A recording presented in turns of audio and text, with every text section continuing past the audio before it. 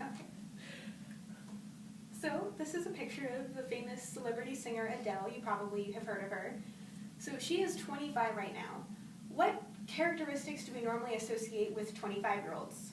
It's not a rhetorical question. Can you please, if you can think of anything, just shout them out. Immature. Immature? Okay. What were you saying? Partier. So I was going over more the lines of, you know, young, youthful, energetic.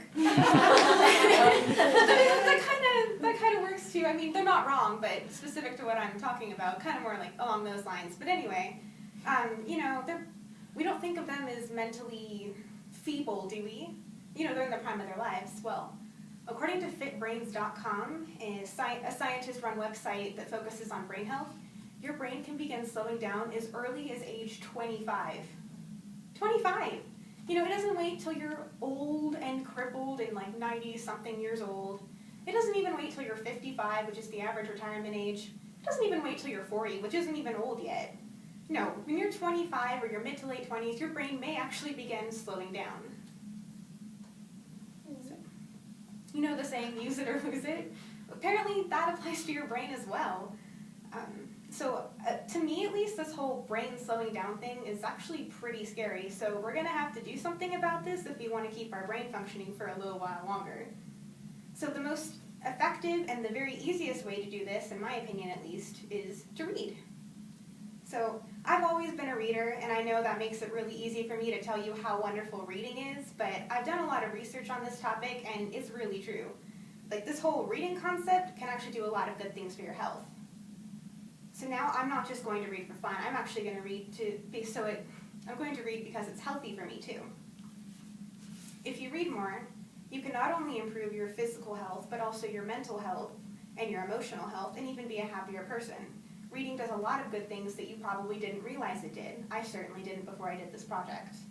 So today I'm going to cover why we need to read and why our health is actually jeopardized if we don't, the specific solutions to health problems that reading provides, and a taste of how great your body and mind can be if you just read a little bit more. So let's start with some health concerns that we all have. Your physical and mental health are important, and we all face some problems with these. As we get older, our brain power declines. We can't think as quickly, we don't think as clearly, our memory gets worse. On the extreme end, you could get so feeble that you forget even important things that you might even need to do every day. Like, you probably don't want to forget you left the stove on, and, you know, Fido, you might want to feed him most days. And, you know, a sluggish brain isn't a very good problem solver either. And try to tell your boss that you couldn't fix the problem with the Johnson account because your brain was weak today. But we have other physical health problems common for everyone today too. For example, in our fast-paced society, we tend to struggle with high amounts of stress, and we also have more trouble sleeping.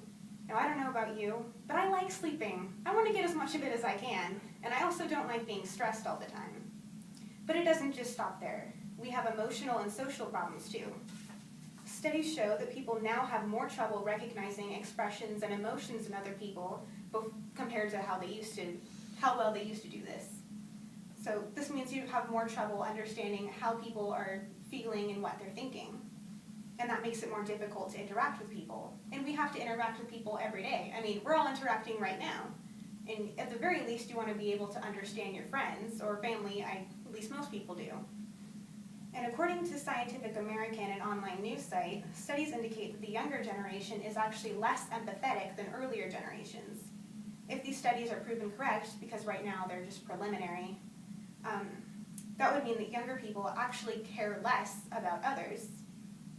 And can you imagine a world where people just don't care about each other? I mean, if you sit for yourself in a minute and think about it, I probably shouldn't do it right now, but maybe after this, think about it. That's kind of a sad place. And regardless of that, you need to care about people at least enough to interact with them. And if you want to have friends, you have to be able to care about them at least a little. So what do? Our brains are getting mushy and weak and less powerful, and you know, we probably want to be able to use them for the rest of our lives. And I know I at least don't want to be the stereotypical sad elderly person sitting in a rocking chair muttering incoherencies and talking to people who you haven't really seen in a while. And sorry, I know that sounds comical. I actually mean it sincerely. I think it's sad.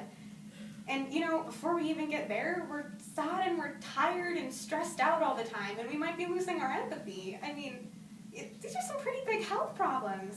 So how can we do something that fixes all of these problems, especially when most of us are busy all the time? Well, the easiest way to do this, as I said before, is to read. So I know that might seem a little anticlimactic, like we have all these health problems and I'm telling you that the answer is reading. It is. I swear, it's true. So